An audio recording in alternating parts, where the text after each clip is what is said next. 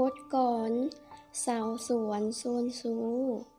ประพันธ์โดยหลานยานางลาว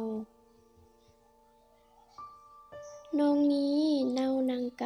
ำแก้วฝ้ายไผ่ผานัง คอยพำเพียรพูนฝังปลูกผลพลาพ้น ทุกวันวนอยู่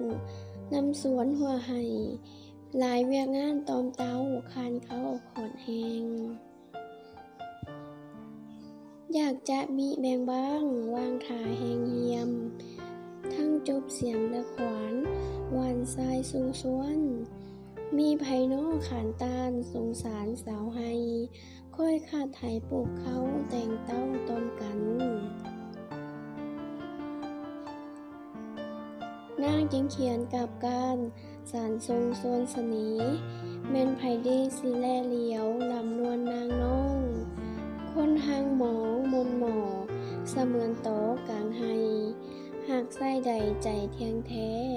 เชิญมาเวียนแวเขาขานเว้าเก่าแถลงแน่เนอเชิญเยอเชิญพระโอนอุ่นอายใส่แวเวียนมาทางผานาดอนดงเทินแถวทวงพีวิรบุรีนามบ้านสถานนางเนาอยู่มาร่วมสู้สวยสางเมืองบ้านบอนดอย